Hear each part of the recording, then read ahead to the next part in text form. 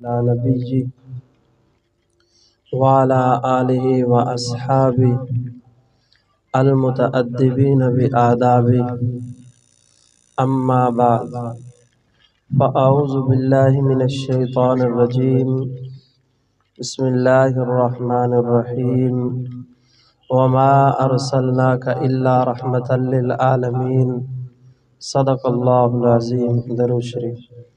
اللہم صل علی سیدنا محمد وعلی آل سیدنا محمد وبارک وسلم۔ اللہم صل علی سیدنا محمد وعلی آل سیدنا محمد وبارک وسلم۔ اللہم صل علی سیدنا محمد وعلی آل سیدنا محمد وبارک وسلم۔ میں اور آپ ماہانہ مجلس ذکر کے حوالے سے جمع ہیں۔ دعا فرمائیں کہ حق جل شانہ ہمارے آج کے اس جمع ہونے کو اپنی بارگاہ میں قبول کر کے شریعت محمدیہ کو سمجھنے اور اس پر عمل کرنے کی توفیق نصیب فرمائے۔ قرآن مجید فرقان حمید کی جو آیت مبارکہ تلاوت کی، عموماً جو مہینہ ابھی گزرا ہے اس ماہ مقدس میں خطبہ حضرات سے آپ حضرات نے اس آیت کے حوالے سے تفصیلی باتیں ضرور سنی ہوں گی، لیکن میں اس آیت مبارکہ سے ایک مخصوص عنوان لینا چاہتا ہوں۔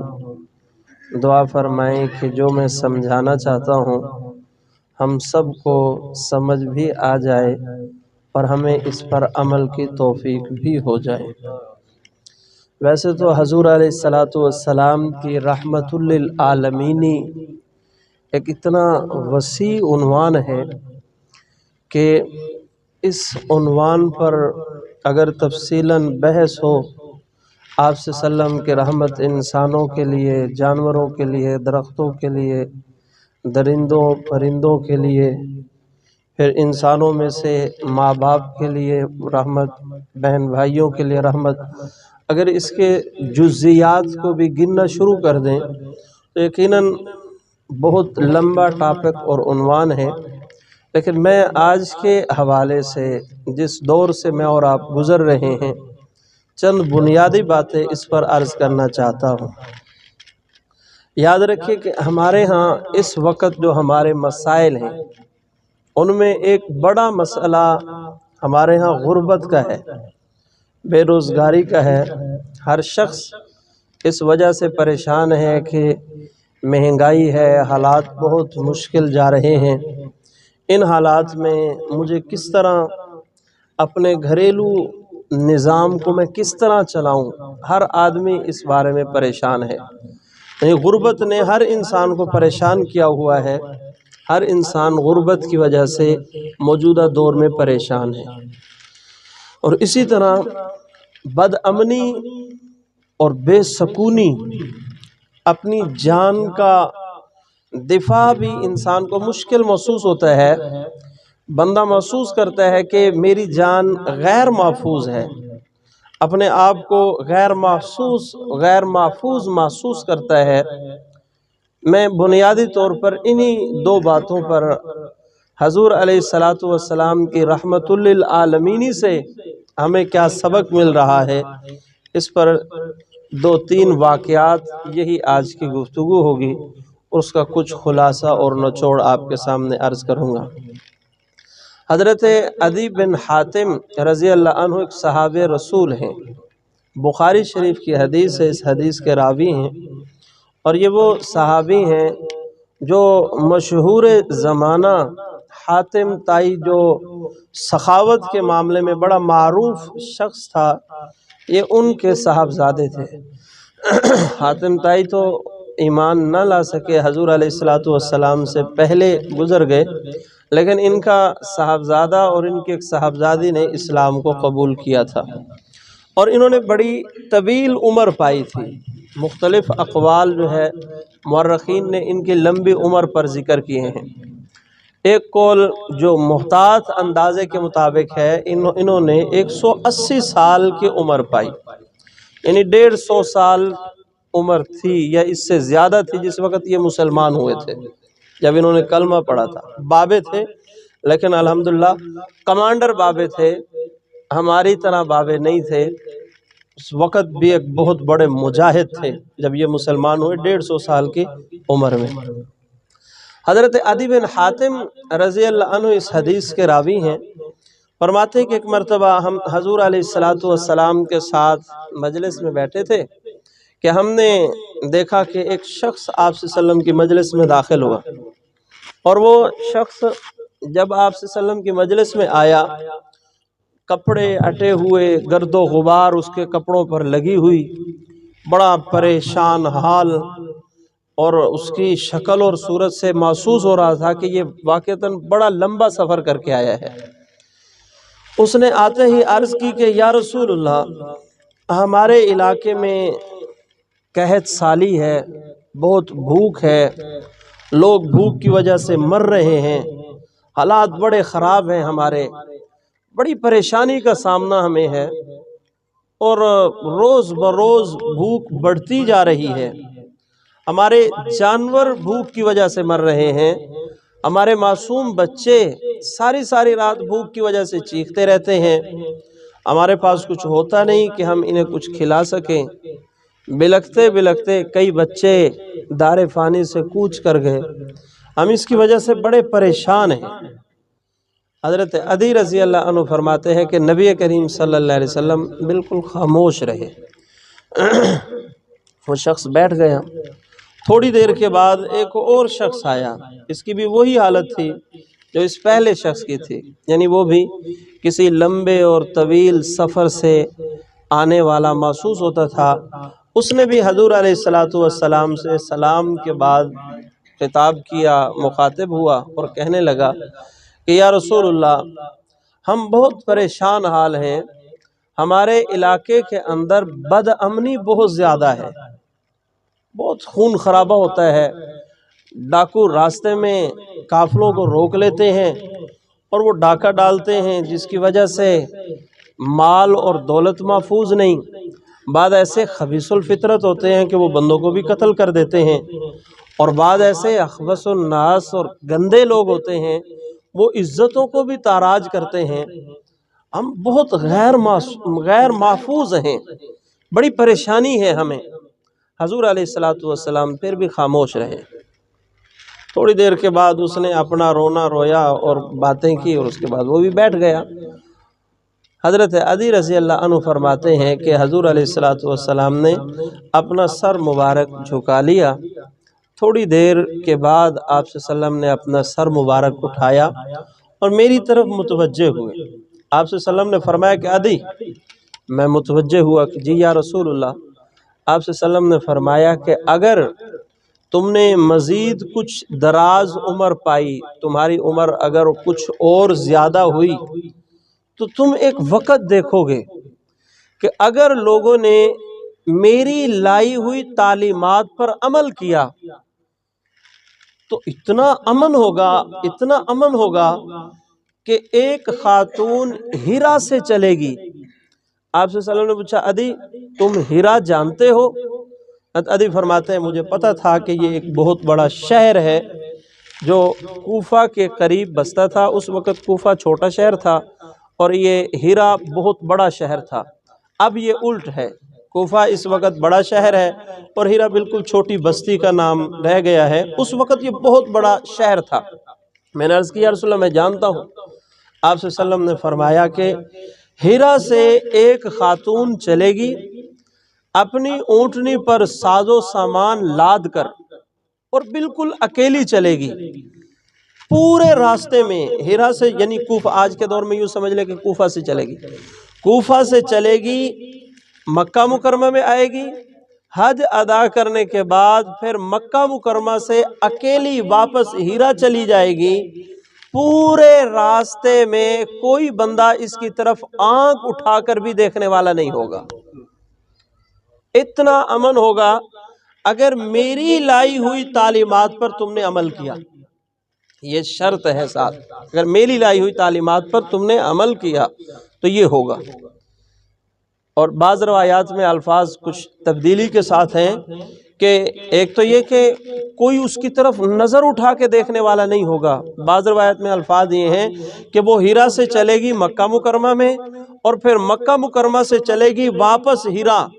پورے راستے میں اس خاتون کے دل کے اندر اللہ رب العزت کے علاوہ کسی کا کوئی ڈر اور خوف نہیں ہوگا، اتنا امن اور سکون ہوگا۔ اور دوسری بات آپ صلی اللہ علیہ وسلم نے فرمائی کہ حضرت عدی فرماتے ہیں کہ میں بڑا حیران ہوا، کیونکہ مکہ مکرمہ اور ہیرا کے درمیان ہمارا قبیلہ بھی بستا ہے، ہماری برادری کے بدماش اس وقت کہاں ہوں گے کہ یہ خاتون آئے گی بھی صحیح اور واپس بھی چلی جائے گی اور کوئی اسے روکے گا بھی نہیں، اور اونٹ بھی سامان سے لدا ہوا، یہ کس طرح ممکن ہے؟ عرب کے اس معاشرے میں جہاں چوری، ڈاکہ، ڈکیتی یہ چیز فخر کا سبب سمجھی جاتی تھی، بھئی اس ماحول سے ایک خاتون صحیح سلامت کس طرح واپس چلی جائے گی؟ میں حیران تھا لیکن میں نے سوال نہیں کیا۔ اس کے بعد آپ صلی اللہ علیہ وسلم نے فرمایا کہ عدی، اگر تم نے کچھ عمر اور پائی، کچھ زیادہ عمر اور تمہاری ہوئی تو تم دیکھو گے اگر لوگوں نے میری لائی ہوئی تعلیمات پر عمل کیا تو کسریٰ کے خزانے مدینہ منورہ کی گلیوں میں تقسیم ہو رہے ہوں گے۔ حضرت عدی فرماتے ہیں کہ پہلی بات سنی، بڑی مشکل سے میں ہضم کر پایا، دل میں تو خیال آیا لیکن اظہار نہیں کیا۔ اب اس بات کو برداشت کرنا میرے لیے مشکل تھا۔ میں نے عرض کی کہ یا رسول اللہ کون سا کسریٰ؟ کیونکہ اس وقت کی دو طاقتیں، آج کے دور میں جس طرح کسی ملک، بڑا ملک ہو، سپر پاور، اس وقت کی دنیاوی لحاظ سے دو سپر طاقتیں تھیں، سپر پاور قوتیں تھیں، ایک فارس اور ایک روم۔ روم کے بادشاہ کا نام قیصر اور فارس کے بادشاہ کا نام کسریٰ تھا۔ جس طرح ہمارے ہاں صدر اور وزیر اعظم یہ القابات ہوتے ہیں، اس طرح ان کے ہاں یہ لقب تھے۔ تو کسریٰ فارس کا بادشاہ، اور فارس اتنی بڑی طاقت اور قوت۔ میں نے عرض کی کہ یا رسول اللہ کون سا کسریٰ؟ حدیث میں یہ الفاظ ہیں، نبی کریم صلی اللہ علیہ وسلم نے نظر انداز کرتے ہوئے فرمایا یہ فارس والا کسریٰ۔ جس طرح کسی چیز کو غیر اہمیت کے ساتھ آپ صلی اللہ علیہ وسلم بیان کریں، یہ فارس کا کسریٰ، اس کے خزانے جو ہے مدینہ کی گلیوں میں تقسیم ہو رہے ہوں گے۔ حضرت عدی فرماتے ہیں کہ ہمیں حیرانی ہو رہی تھی کہ ہم وہ لوگ جو اپنے گھر کا راشن پورا نہیں کر سکتے، گھر کا نظام چلانا ہمارے لیے بڑا مشکل ہے، ان چھوٹے سے قبائل یہودیوں کا مقابلہ کرنا، اس کے لیے ہم پریشان ہیں، تو اتنی بڑی طاقتوں کے ساتھ اور میری زندگی میں یہ کیسے ممکن ہوگا؟ لیکن اس شرط کے ساتھ کہ اگر تم نے میری لائی ہوئی تعلیمات پر عمل کیا تو۔ یہ بات آپ صلی اللہ علیہ وسلم ہر ایک کے ساتھ فرما رہے ہیں۔ حضرت عدی فرماتے ہیں جب اللہ کے نبی نے فرمایا نا کہ ایک کسریٰ فارس والا، تو میں پریشان اور حیران بیٹھا تھا۔ آپ صلی اللہ علیہ وسلم نے فرمایا عدی ابھی میری بات مکمل نہیں ہوئی۔ آگے حضور علیہ السلام نے فرمایا اگر تم نے میری لائی ہوئی تعلیمات پر 100% عمل کیا تو وہ وقت آئے گا مدینہ منورہ میں کہ لوگ اپنی زکوٰۃ، سونا اور چاندی اپنے ہاتھوں میں لے کر مدینہ کی گلیوں میں ڈھونڈتے پھر رہے ہوں گے ان لوگوں کو کہ ہمیں کوئی مستحق مل جائے، اور ہمارا جو یہ ہمارے پہ فرض ہے، واجب ہے، یہ ہمارے ذمہ داری سے ہم سب کا دوش ہو سکیں، لیکن انہیں کوئی زکوٰۃ لینے والا نہیں ملے گا۔ اب یہ بات بھی میرے لیے حیران کن تھی اور اسے قبول کرنا اور ہضم کرنا بھی بہت مشکل تھا۔ حضرت عدی رضی اللہ عنہ فرماتے ہیں کہ پھر میں نے اپنی زندگی میں ان تینوں چیزوں کو دیکھا۔ میں نے وہ وقت دیکھا، سیدنا فاروق اعظم رضی اللہ عنہ کا زمانہ تھا۔ میں نے خاتون کو دیکھا کہ جو پردے میں ایک اونٹنی پر سوار ہو کر کوفہ کی طرف سے یوں آ رہی تھی۔ جب میں نے اسے دور سے دیکھا تو اللہ کے نبی صلی اللہ علیہ وسلم کا فرمان میرے کانوں میں گونجنے لگا۔ اللہ کے حبیب صلی اللہ علیہ وسلم نے جو بات آج سے چند سال قبل ارشاد فرمائی تھی آج بالکل سچی ثابت ہو رہی ہے۔ میں نے پوچھا خاتون کہاں سے آ رہی ہو؟ کہا بیٹا میں ہیرا سے چلی ہوں یہاں حج کرنے، محرم نہیں، کوئی میرے ساتھ کوئی محرم تھا ہی نہیں، اکیلی آ گئی۔ حضرت عمر کے زمانے میں کس نے میری طرف آنکھیں اٹھا کر دیکھنا ہے، یہ اس خاتون کے الفاظ تھے۔ حضرت عدی فرماتے ہیں کہ الحمدللہ ہم نے اللہ کے محبوب صلی اللہ علیہ وسلم کی تعلیمات پر 100% عمل کیا تو حضور علیہ السلام نے جو وعدہ کیا تھا وہ وعدہ پورا ہوا کہ اتنا امن کہ ایک خاتون عراق سے چلتی ہے مکہ مکرمہ، اونٹ سامان سے لدا ہوا بالکل اکیلی، اور پھر مکہ سے چلتی ہے واپس کوفہ، اور اس پورے راستے میں اس کے دل کے اندر اللہ کے علاوہ کسی کا کوئی خوف نہیں ہوتا۔ وہ کہتی ہے کہ عمر کے زمانے میں میری طرف کس نے نظر اٹھا کے دیکھنا ہے؟ اور فرمایا کہ کسرا کے خزانے مدینہ میں لائے جائیں گے، وہ تو ہم خود ہی اٹھا کر کے لائے تھے، کسی اور سے کیا سنتے، ہم نے خود اپنے ہاتھوں سے وہ سامان اٹھائے ہوئے تھے اور مدینہ منورہ میں لا رہے تھے۔ اور اللہ کے خلیفۃ الرسول سیدنا صدیق اکبر کے جانشین امیر المومنین فاروق اعظم رضی اللہ عنہ فرما رہے تھے اچھا کچھ صحابہ نے کہا کہ یہ قالین اتنا لمبا جو کسرا کا سونے کا بنا ہوا قالین، اس کو محفوظ رکھ دیا جائے تاکہ لوگ دیکھیں اور لوگوں کو آنے والے وقت میں پتہ چلے کہ ہم نے کتنی بڑی طاقت اور قوت کو شکست فاش سے دوچار کیا تھا، یہ میوزیم میں رکھ دیا جائے اسے۔ فاروق اعظم رضی اللہ عنہ فرمایا چھوڑو، کلہاڑوں کے ساتھ کاٹو اور غریبوں میں تقسیم کرو، کوئی ضرورت نہیں ہے رکھنے کی۔ ان کے خزانے مدینہ منورہ میں تقسیم ہو رہے تھے، میں نے اپنی آنکھوں سے دیکھ لیے۔ اور فرمایا کہ پھر وہ وقت بھی آیا کہ کوئی زکوٰۃ لینے والا بھی نہیں تھا۔ حضرت معاذ بن جبل رضی اللہ عنہ صحابی رسول ہیں، نبی کریم صلی اللہ علیہ وسلم نے انہیں یمن کا گورنر بنا کر کے بھیجا، اور سیدنا فاروق اعظم رضی اللہ عنہ کے زمانے تک یہ یمن کے گورنر رہے، اور گورنری کے دوران بڑی خوبصورتی کے ساتھ انہوں نے نظام چلایا۔ اچھا اس وقت کا جو گورنر ہوتا تھا اس کے پاس سارے عہدے ہوتے تھے، گورنر بھی وہی ہوتا تھا، وزیر اعلیٰ بھی وہی ہوتا تھا، جج بھی وہی ہوتا تھا، اس علاقے کا چیف آف آرمی سٹاف سالار فوج کا بھی وہی ہوتا تھا، تحصیلدار بھی وہی ہوتا تھا۔ یہ سارے عہدے ایک بندے کے پاس ہوتے تھے اور سارے لوگوں کے کام ہو جاتے تھے۔ آج کے دور میں ایک ایک کام کے لیے 20 افراد رکھے ہوئے ہیں، سب کو تنخواہیں ملتی ہیں، الحمدللہ سے پھر بھی کام نہیں ہوتا۔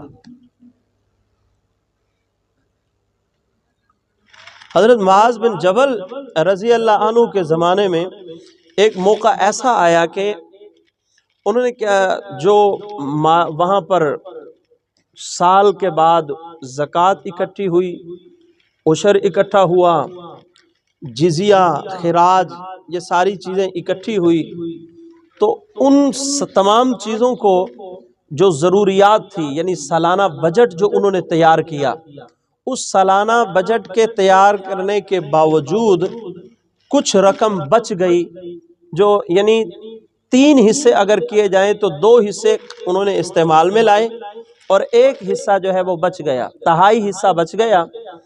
اب یوں سمجھ لیں کہ ایک صوبہ جو 1/2 حصہ اس کا بچا ہے بجٹ میں سے، فاضل بجٹ، اس کو انہوں نے مدینہ منورہ میں بھیجا حضرت عمر کے پاس۔ اچھا جب یہ بجٹ حضرت عمر رضی اللہ عنہ کے پاس بھیجا تو حضرت عمر رضی اللہ عنہ ناراض ہو گئے۔ اب چاہیے تو یہ تھا کہ صوبے نے بغیر مرکز کے مانگے کچھ فاضل اضافی بجٹ اگر مرکز کو بھیجا ہے تو مرکز کو تو خوش ہونا چاہیے نا، چلو بھائی کچھ پیسے ادھر سے بھی آ گئے، لیکن نہیں، حضرت عمر رضی اللہ عنہ ناراض ہو گئے۔ غصے ہوئے اور خط لکھا، فرمایا کہ معاذ بن جبل کیا ہے تمہیں، تم تو عالم ہو، ہر چیز سمجھتے ہو، سمجھدار ہو اور صحابی رسول ہو، جن لوگوں سے عشر کا پیسہ، زکوٰۃ کا پیسہ، جزیہ اور خراج لیا جائے گا انہی کے غریبوں میں تقسیم کیا جائے گا، تم نے یہ مکہ مکرمہ میں کیوں بھیج دیا، مدینہ منورہ میں کیوں بھیج دیا؟ تو حضرت معاذ بن جبل رضی اللہ عنہ نے فرمایا کہ ہمارے ہاں جتنی ضروریات تھی وہ ساری پوری ہو گئی، اور اس وقت ایک ایک بندے کو باقاعدہ وظیفہ ملتا تھا حکومت کی طرف سے، ایک ایک بندے کو وظیفہ ملتا تھا حکومت کی طرف سے۔ حضرت سیدنا فاروق اعظم رضی اللہ عنہ کے زمانے میں ایک مرتبہ آپ مدینہ منورہ کی گلیوں میں گشت کر رہے تھے، عام لباس پہن کر کے میں چیک کروں، میں دیکھوں لوگوں کی کوئی پریشانیاں، کوئی مشکلات اگر ہیں تو ان کے دور کرنے کے لیے کوئی راستہ اختیار کیا جائے۔ حضرت عمر رضی اللہ عنہ کیا دیکھا کہ ایک بوڑھا آدمی ہے اور وہ بھیک مانگ رہا ہے۔ حضرت عمر پریشان ہو گئے، عبد الرحمن بن عوف کو بلایا، بھئی یہ کیا ہے؟ ہم نے تو اپنے سسٹم میں، اپنے نظام حکومت میں اس طرح کی کوئی کمی کوتاہی نہیں چھوڑی کہ جس کی وجہ سے ہمارے کسی بندے کو کسی سے بھیک مانگنے کی ضرورت پیش آئے، یہ بابا کیوں بھیک مانگ رہا ہے؟ حضرت عبد الرحمن بن عوف رضی اللہ عنہ نے اس بابے کو بلایا، حضرت فاروق اعظم کے پاس لے کر کے آئے، بھئی تمہیں کیا ہو گیا، تم کون ہو؟ اب میں یہیں کا رہنے والا ہوں، یہودی مذہب سے میرا تعلق ہے، تو تم بھیک مانگ رہے ہو، کیا تمہیں وظیفہ نہیں ملتا؟ کہنے لگا مجھے ملتا ہے وظیفہ۔ کیا تیرے اس وظیفے سے تیرے گھر کا نظام نہیں چل رہا؟ کہا نہیں، وہ وظیفہ میرے گھر کے نظام کے لیے پورا ہو جاتا ہے، پھر تم بھیک کیوں مانگ رہے ہو؟ اگر وظیفہ بھی ملتا ہے اور اس وظیفے سے تمہارا گھر کا نظام بھی صحیح چلتا ہے تو پھر بھیک مانگنے کا کیا مطلب؟ کیوں تم لوگوں سے مانگ رہے ہو؟ تو اس نے جواب دیا کہ وظیفہ ملتا ہے، گھر کا نظام بھی بہترین چل رہا ہے، لیکن سال کے بعد مجھے جزیہ بھی دینا پڑتا ہے۔ جزیہ یہ ہے کہ جو غیر مسلم ہوتے ہیں وہ عسکری انتظامات سے مستثنا ہوتے ہیں، کہ جو ہمارے فوجی ہیں، مجاہد اس دور میں ہوتے تھے، اب فوج اس میں آسان لفظوں میں سمجھانے کی کوشش کر رہا ہوں کہ سرحدوں کی حفاظت کے لیے اور ملک میں امن و امان کو برقرار رکھنے کے لیے غیر مسلموں کو اس وقت ذمہ داریاں نہیں دی جاتی تھی، اب تو بہت کچھ دے دیا جاتا ہے، تو چونکہ ان کے ذمہ یہ ذمہ داری نہیں ہے تو اس کے بدلے میں ان سے جزیہ لیا جاتا ہے شرعی حکومت میں۔ تو وہ کہنے لگا مجھے سال بعد چونکہ جزیہ دینا پڑتا ہے، اب حضرت عمر میرا وظیفہ تو دے رہے ہیں، اب جزیے کے لیے تو مجھے پیسے نہیں دے رہے نا، اس کے لیے میں 2-4 بندوں سے مانگوں گا، پیسے پورے ہو جائیں گے، زیادہ مجھے روزانہ مانگنے، بس آج کے دن چند بندوں سے مانگ کے میرا کام پورا ہو جائے گا اور میں اپنا نظام چلا لوں گا، جزیے کے پیسے دے دوں گا۔ فاروق اعظم رضی اللہ عنہ کی آنکھوں سے آنسو آ گئے اور حضرت عبد الرحمن بن عوف رضی اللہ عنہ سے فرمایا کہ عبد الرحمن یہ کیا ظلم ہے کہ یہ اہل کتاب جوانی میں کمائیں اور ہمیں کھلائیں، اور بڑھاپے جب یہ کما نہ سکے تو ان کو ہماری وجہ سے بھیک مانگنی پڑے، انہیں کہو کل دربار کے اندر آئے۔ اگلے دن اسے حضرت عمر رضی اللہ عنہ نے بلایا اور باقاعدہ اعلان کیا کہ اب کے بعد جب کوئی غیر مسلم بوڑھا ہو جائے گا تو اس کا جزیہ معاف۔ ہر بندے کو وظیفہ ملتا تھا، اس کے باوجود اگر اس کا نظام صحیح نہیں چل رہا تو پھر بھی اس کا خیال رکھا جاتا تھا۔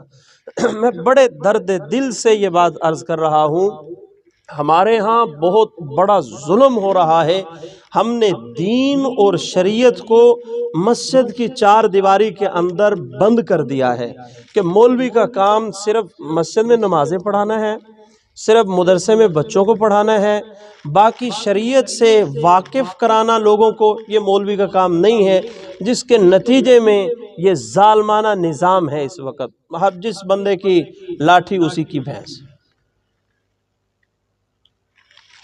اور میں یہ سمجھتا ہوں، اور میں نے یہ بات علماء کرام کی کئی ایک میٹنگز میں بھی، ہمارے حلقہ 10R کا ایک اتحاد ہے، ان کی گزشتہ دنوں میٹنگ تھی، تقریباً 100 کے لگ بھگ علماء کرام یہاں 2 پلہ میں جمع تھے اجلاس میں نے وہاں یہی بات علماء کرام کے سامنے رکھی. انہوں نے کہا کہ ہمارا چونکہ علماء کا کٹ ہوتا ہے لہذا آپ تھوڑی دیر کے لیے آپ بات کر لیں. تو وہاں پر میں نے سپیچ میں اپنی سپیچ میں اکثر جانتے ہیں اس ترتیب میں نے جلدی سے یہ ساری باتیں ان کے سامنے رکھی اور میں نے کہا کہ اس معاملے میں جو آج ایک غریب آدمی غربت کی وجہ سے مر رہا ہے اور جو ایک مظلوم آدمی کسی ظالم کے ظلم کی وجہ سے چکی میں پس رہا ہے، میں نے وہاں پر یہ جملہ کہا کہ اللہ کی قسم اس کے مجرم تم علماء ہو، اور واقعتاً ذمہ داری نہ ادا کرنے کی وجہ سے معاشرے کی بگاڑ کی وجہ یہی ہے. اور اگر کوئی بیچارہ ان عنوان پر بات کرنا شروع کر دے اور وہ بات کسی ایسے بندے کے خلاف آ گئی جو مسجد کی انتظامیہ سے منسلک ہے، پھر بھی مصیبت اور ٹینشن ہے. تو حضرت معاذ بن جبل رضی اللہ عنہ نے تیسرا حصہ بھیج دیا مرکز کو کہ بھئی یہ اضافی بجٹ ہے. روایات میں ہے کہ اگلے سال 2 حصے بجٹ کے بھیج دیے. تیسرے یا چوتھے سال پورے یمن کے اندر کوئی بندہ زکوٰۃ لینے والا نہیں تھا، کوئی بندہ مستحق نہیں تھا. سارا کا سارا بجٹ انہوں نے مدینہ منورہ میں حضرت عمر رضی اللہ عنہ کو بھیج دیا تھا. یہ ہے اسلامی نظام، یہ ہے اسلامی حکومت، یہ ہے اسلامی طرز حکومت.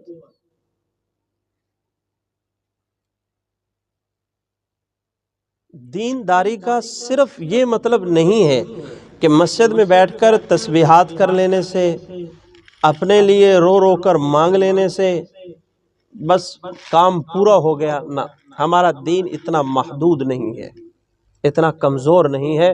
ہمارا دین مضبوط بنیادوں پر ہے اور ہمیں اس عنوان پر سوچنے کی ضرورت ہے، سمجھنے کی ضرورت ہے. یہ تو تھے بڑے عمر. چھوٹے عمر حضرت عمر بن عبدالعزیز رحمۃ اللہ علیہ کے زمانے میں دیکھیں تو وہاں پر بھی بڑی عجیب چیزیں ملتی ہیں. حضرت عمر بن عبدالعزیز رحمۃ اللہ علیہ کے زمانے میں دمشق شام مسلمانوں کا دارالحکومت تھا.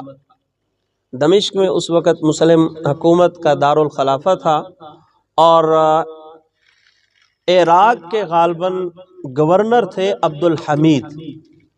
گورنر عبدالحمید نے حضرت عمر بن عبدالعزیز رحمۃ اللہ علیہ کو خط لکھا اور خط کے اندر انہوں نے یہ لکھا کہ ہمارے پاس جو اس سال ٹیکس وصول ہوا ہے اس میں سے کافی مقدار میں فاضل بجٹ ہے، پیسے بچ گئے ہیں، ہم ان کی وجہ سے پریشان ہیں، ان پیسوں کا کیا کریں. حضرت عمر بن عبدالعزیز کو یہ خط لکھا.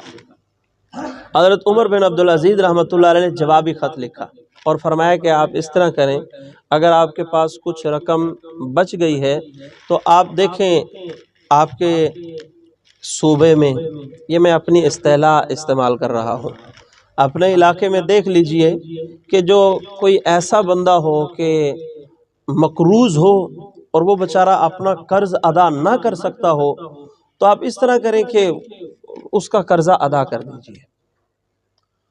یہ خط عبدالحمید کے پاس پہنچا. انہوں نے جوابی خط لکھا کہ حضرت امیر المومنین ہم یہ کام پہلے ہی کر چکے ہیں، اس کے علاوہ کچھ اور بتائیں.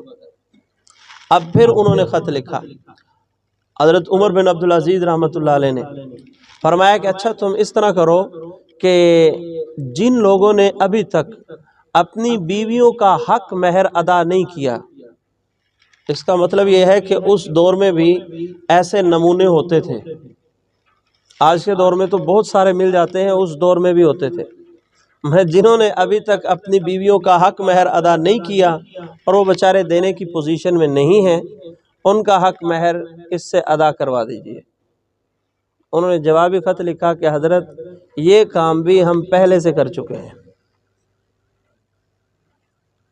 یہ کام بھی ہم پہلے سے کر چکے ہیں.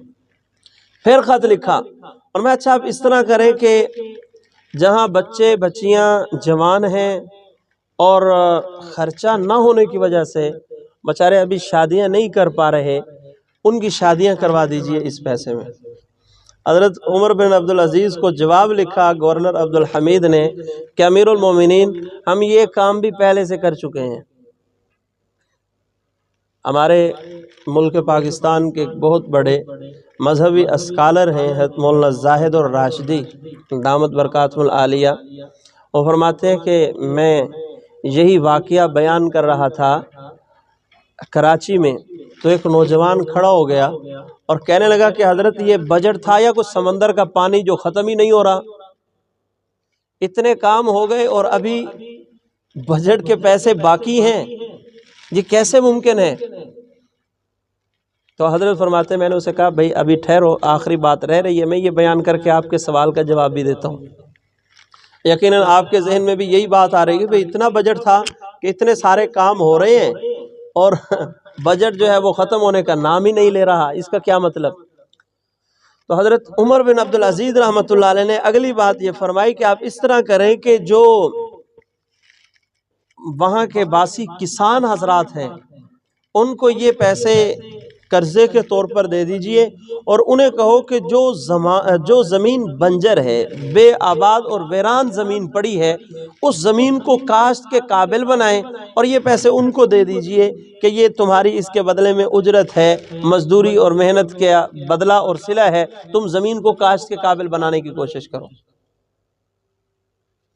اب رہا یہ سوال کہ اتنا بجٹ کیسے؟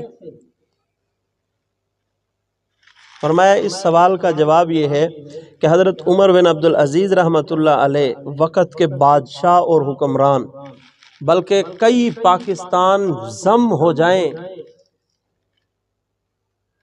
یہ خلیفہ ہارون الرشید کی جو حکومت تھی، میں ایک کتاب میں پڑھ رہا تھا کہ 12 پاکستان بنے تو اتنی حکومت بنتی ہے خلیفہ ہارون الرشید کی، تو عمر بن عبدالعزیز کی حکومت تو اس سے بھی زیادہ بڑی حکومت تھی، اس کا ایریا کتنا ہوگا؟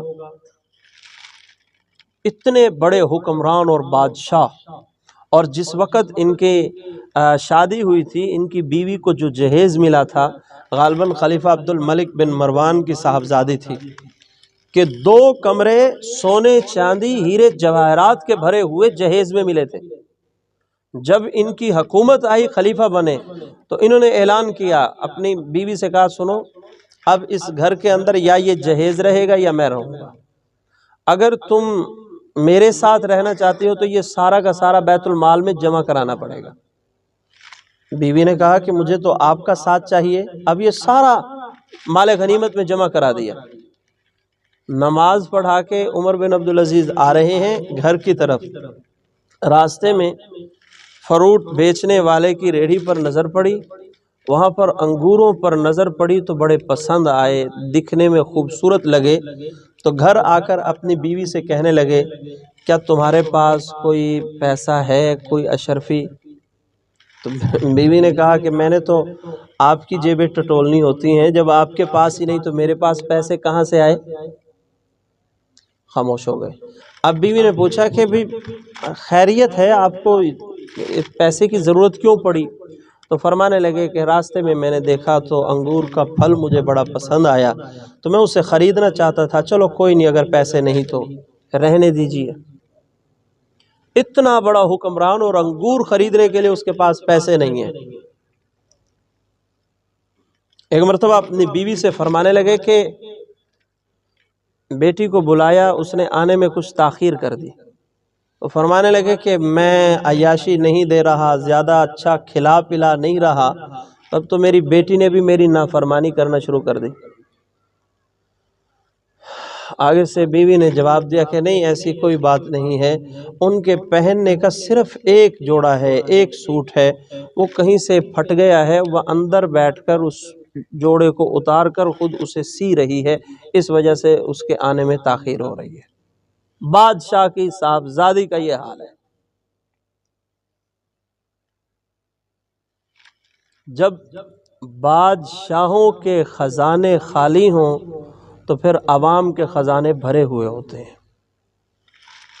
یعنی ایک جرنل بات، اس میں کسی اگر کوئی ویسے خواہ سمجھتا ہے تو اس کی اپنی سوچ، میرا کسی جماعت اور پارٹی پر اعتراض مقصد نہیں ہے، ایک حقیقت ہے کہ اگر بادشاہوں کے خزانے خالی ہوں تو عوام خوشحال ہوتی ہے، اور اگر بادشاہوں کے خزانے بھرے ہوئے ہوں تو عوام کا یہی حال ہوتا ہے۔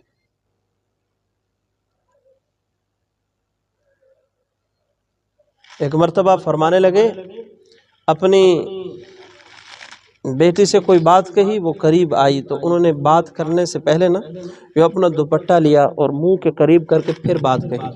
عمر بن عبدالعزیز رحمۃ اللہ علیہ نے بیوی کو گلا کیا کہ اب اس کو مجھ سے بو آتی ہے کہ منہ کے اوپر کپڑا رکھ کر مجھ سے بات کر رہی ہے؟ تو فرمانے لگے، نہیں امیر المومنین، کئی دن ہو گئے پیاز کے علاوہ کچھ تھا نہیں، روٹی پیاز سے کھا رہے ہیں، تو منہ کے اندر بدبو اور گندی سمیل کی وجہ سے وہ چاہتی ہے میرے بابا کو یہ تکلیف محسوس نہ ہو۔ یہ نظام اتنا خوبصورت ہمیں مل سکتا ہے اگر ہم شریعت محمدیہ پر 100% عمل کرنے والے بن جائیں، دین پر پورا عمل کرنے والے بن جائیں، تو وہی صحابہ کرام رضی اللہ عنہم اجمعین جیسا خوبصورت نظام مجھے اور آپ کو بھی مل سکتا ہے، بڑی آسانی کے ساتھ، بالکل یعنی لمبی چوڑی بات نہیں کہ پوری شریعت پر ہم عمل کرنا شروع کر دیں، یہی نظام ہمیں بھی مل سکتا ہے۔ میں ایک ہندو کی تقریر سن رہا تھا جو انڈیا کے کئی علماء کرام کے درمیان اس کا یہ بیان تھا۔ میری عموماً تقاریر کی جو تیاری ہوتی ہے وہ انڈیا کے ایک بزرگ ہیں مولانا خلیل الرحمن سجاد نعمانی صاحب دامت برکاتہ العالیہ، تو ان کے بیانات میں اکثر سنتا ہوں، ان کو سرچ کرنے میں بعض اوقات اگر ان کی موجودگی میں کسی غیر مسلم کا بیان ہو تو اسے بھی سن لیتا ہوں۔ تو ایک ہندو سیاست دان تقریر کر رہا تھا، اور اس تقریر کا عنوان جو ہے وہ یہ تھا کہ معاشرے سے غربت کس طرح ختم ہو سکتی ہے۔ تو اس نے بڑی عجیب بات کہی اور کہا کہ میں سوال چھوڑ کے جا رہا ہوں مسلمانوں کے لیے۔ اس نے بات کیا کی؟ اس نے کہا کہ بھلا وہ قوم غریب کس طرح ہو سکتی ہے جس قوم کے اندر زکوٰۃ کا خوبصورت سسٹم موجود ہو؟ جس قوم کے مذہب کے اندر زکوٰۃ کا خوبصورت سسٹم موجود ہو، وہ قوم غریب کس طرح ہو سکتی ہے؟ ہمارے ہندوستان میں سب سے زیادہ غریب مسلمان، جبکہ ان کے پاس زکوٰۃ کا خوبصورت سسٹم موجود ہے۔ اور یہ حقیقت ہے کہ مسلمان غریب نہیں ہو سکتا اگر مسلمان بن کر کے رہے۔ اور یہی مولانا خلیل الرحمن سجاد نعمانی فرماتے ہیں کہ ایک مرتبہ اقوام متحدہ کی جنرل اسمبلی میں مجھے اس ٹاپک اور عنوان پر بات کرنے کے لیے بلایا گیا۔ مذہبی پیشوا ہندوؤں کا بھی، عیسائیوں کا بھی، اور یہودیوں کا بھی، سکھوں کا بھی، مسلمانوں میں سے انہوں نے میرا انتخاب کیا۔ تو وہاں پر جب ہماری گفتگو شروع ہوئی تو 11 منٹ تھے ہر بندے کے لیے۔ عنوان کیا تھا؟ پورے عالم میں غربت کو کس طرح ختم کیا جا سکتا ہے، یہ عنوان اور ٹاپک تھا۔ فرماتے ہیں جب مجھے بات کرنے کا کہا گیا تو میں نے ان کے سامنے مختصراً گفتگو کرتے ہوئے پہلے بطور لطیفہ کی یہ بات کہی کہ ہم نے سارے جہان کی غربت کو ختم کرنا ہے صرف 11 منٹوں میں، پوری دنیا کی غربت کو ختم کرنا ہے صرف 11 منٹوں میں۔ پھر فرماتے ہیں کہ میں نے زکوٰۃ کا نام لیے بغیر زکوٰۃ کے فوائد ان کے سامنے ذکر کیے کہ اگر اتنا مال ہو، اس مال کی اتنی فیصد اس میں سے نکال لیا جائے، میں نے زکوٰۃ کا نام لیے بغیر جب یہ باتیں بیان کی، ابھی 10:30 منٹ ہوئے تھے، میں نے اپنی بات روک دی۔ تو فرماتے اس وقت کوفی عنان جنرل سیکرٹری تھے اقوام متحدہ کے، وہ کھڑے ہوئے اور کہنے لگے کہ اگر باقی حضرات میری اس بات پر ناراض نہ ہو، محسوس نہ کریں، تو میں چاہتا ہوں کہ مولانا کو مزید 11 منٹ اور دیے جائیں تاکہ اس ٹاپک کو اگر انہوں نے کھولا ہے تو تھوڑا اور کھول کر بیان کریں۔ فرماتے ہیں کہ سب نے کہا بالکل ہم اس کو قبول کرتے ہیں، مزید 11 منٹ یہ بات کریں اور ہمیں اس کا طریقہ کار سکھائیں، سمجھائیں۔ اب فرماتے ہیں اب میں نے تھوڑی پہلے تکلفات میں تھا کہ زکوٰۃ کا نام لیے بغیر، اب میں نے کھل کر بات کی، اور کھل کر بات اس طرح کی فرماتے ہیں کہ رات کو چونکہ میں نے مطالعے کے دوران سرچ کیا تھا کہ امریکہ کے صرف واشنگٹن شہر میں اس سال کتنی آمدن ان کو حاصل ہوئی ہے، اور غرناطہ نامی غالباً ایک ملک کا انہوں نے ذکر کیا کہ اس ملک کے اندر غربت کتنے فیصد ہے. ان دونوں چیزوں کو میں نے نوٹ کیا اور میں نے یہ کہا کہ اگر واشنگٹن کا 40واں حصہ اس کی جو کمائی ہے اس میں سے نکال کر اس ملک پہ تقسیم کیا جائے، ٹھیک یہ غریب ترین ملک ہے، ٹھیک 5 سال بعد یہ ملک دنیا کے امیر ترین ملکوں کی صف میں کھڑا ہوگا. فرماتے میں نے بات کی، جنرل بات تھی، گفتگو مکمل ہو گئی. جب کھانے کا وقت ہوا تو کوفی عنان کا بندہ آیا اور اس نے مجھے اپنے پاس بلا لیا کہ حضرت میرے پاس تشریف لائیں، کھانا اکٹھے کھائیں گے. میں وہاں پر گیا تو وہاں پہ ان کی وائف، ان کی بیوی موجود تھی. میرے علم میں پہلے نہیں تھا کہ ان کی بیوی اسی غرناطہ نامی ملک کے رہنے والی تھی. اس نے کہا کہ مولانا آپ نے یہ جو بات کہی ہے مجھے بڑی پسند آئی ہے، اب آپ ہی ہمیں طریقہ کار بتائیں کہ ہم کس طرح کریں. میں نے ان کے سامنے طریقہ کار رکھے. 5 سال بعد ان کی طرف سے رزلٹ آیا کہ جس طرح آپ نے فرمایا تھا بالکل اسی طرح اس وقت ہمارا ملک دنیا کے امیر ترین ملکوں کی فہرست میں کھڑا ہے. یہ کیا ہے؟ علماء کرام ذرا کاش کہ وہ مجمع ہوتا، میں ان سے کہتا کہ ذرا ان چیزوں پر بھی بات کر لیا کریں، واقعات اور قصوں کی حد تک محدود نہ رہیں. کئی تو ایسے ہوں گے جن کو یہ بات عجیب لگ رہی ہوگی کہ پتہ نہیں آج مجلس ذکر میں کون سی باتیں شروع کر دی گئی ہیں، یہ کون سی باتیں اس وجہ سے محسوس ہو رہی ہیں کہ ہم نے دین کو صرف مسجد کی 4 دیواری کے اندر دفن کر کے رکھ دیا ہے. یہ بہت بڑا ظلم ہے معاشرے کے ساتھ. معاشرے کے اندر جتنی برائیاں جنم لیتی ہیں ان برائیوں کی بنیادی وجہ کہ دین اسلام کو محبوس اور مخصوص جگہ کے لیے محدود کر دیا گیا ہے.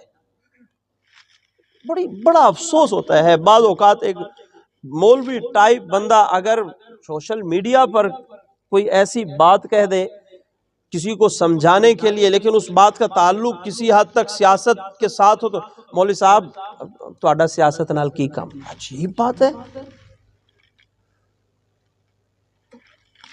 جب تک اسلامی سیاست تھی اور سیاست مسجد نبوی سے ہوتی تھی اس وقت تک دنیا میں امن رہا ہے، اور جب یہ سیاست مسجد سے نکل کر بازاروں میں ہر طرح کے گندے آدمی کے پاس چلی گئی تو اس وقت وہی حال ہے جو صرف ہمارے ملک کا نہیں پوری دنیا میں دیکھ لیجئے.